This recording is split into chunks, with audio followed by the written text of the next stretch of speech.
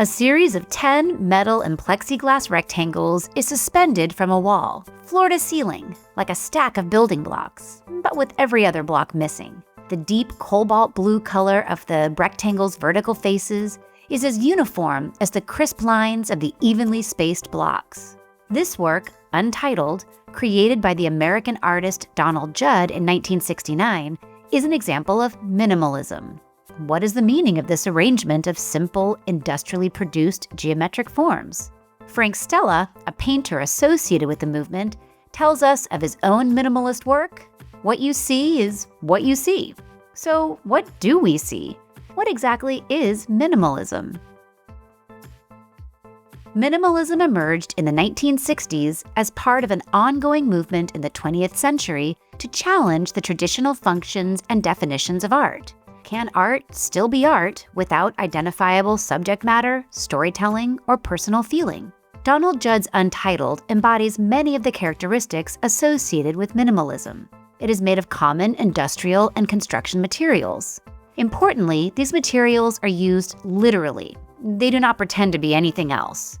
For centuries, artists had denied the materiality of their creations. Michelangelo's famous sculpture of David may be carved from stone, but viewers are enticed into believing his material is flesh. No such sleight of hand from Judd. He wants us to see the galvanized metal and plexiglass of his creation for what they are. There is no illusionism or outside reality. Judd's work is what it is. There is a truth or purity to minimalist creations. The goal is not to deceive, but to liberate art from the constraints of an art world seen by many as obsessed with representation, the identities of makers, and the interests of wealthy collectors. Dan Flavin's 1971 Untitled To Donna 2 is made entirely of industrially produced fluorescent light bulb fixtures set against a corner. His work invites us to experience the cast of colored lights in space against the flat white surface of the wall. He also encourages us to think about the different sensory experiences of viewing natural versus artificial light, and how our movements around the work affect our perceptions of the architecture of the gallery space. Minimalist works are often distinguished by how they are displayed. Judd's work is attached to a wall. No frame or pedestal sets it apart.